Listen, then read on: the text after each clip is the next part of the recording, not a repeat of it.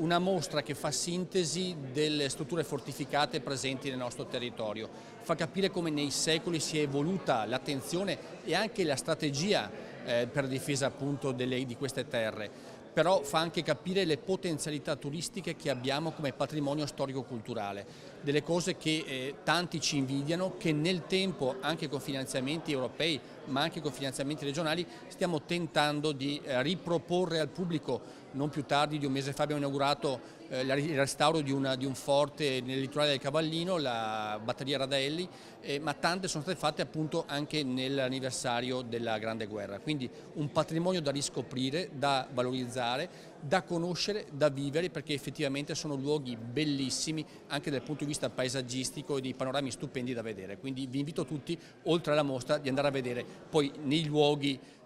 fisici appunto questi forti. La mostra Patrimonio Fortificato è qui a Venezia, a Palazzo Ferrofini, dopo essere stata già a Lubiana, dopo essere stata in giro per molte altre città. È il risultato, uno dei risultati del progetto CAMA, un progetto che faceva nascere un centro per le architetture militari nell'Alto Adriatico, un progetto di cooperazione interregionale Italia-Slovenia. Qual era l'obiettivo? Quello di far conoscere questo patrimonio, che spesso è sconosciuto, quello di valorizzarlo e quindi creare delle occasioni nuove di sviluppo economico, anche turistico-culturale, per i nostri territori, le nostre comunità. Quindi fortezze, castelli, borghi, che da Ferrara, passando per il Veneto e il Friuli, arrivavamo fino alla Slovenia. Quindi la riscoperta di luoghi spesso sconosciuti, spesso mai recuperati, che invece noi vogliamo con questo progetto. Abbiamo voluto fare appunto l'intenzione, quello di sviluppare il recupero di questi beni patrimoniali così importanti per la nostra storia. La mostra è uno spaccato di quel ricco patrimonio fortificato dell'area alto adriatica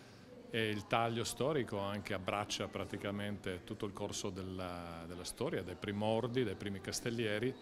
a quelle che in realtà sono le fortificazioni della Prima Guerra Mondiale, con occhio di riguardo appunto a questo importante anniversario. C'è stata un'adesione massiccia dei fotografi che hanno partecipato con oltre 500 fotografie, è stato difficile operare una scelta, una selezione, però in realtà il risultato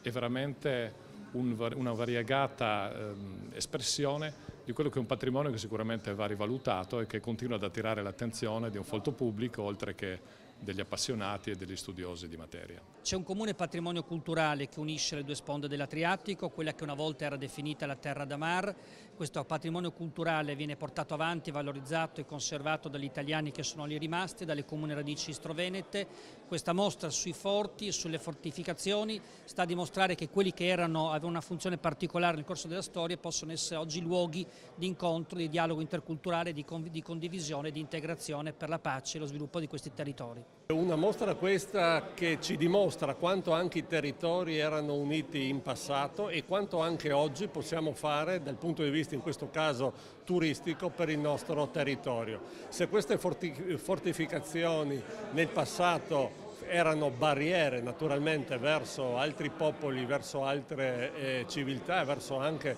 altre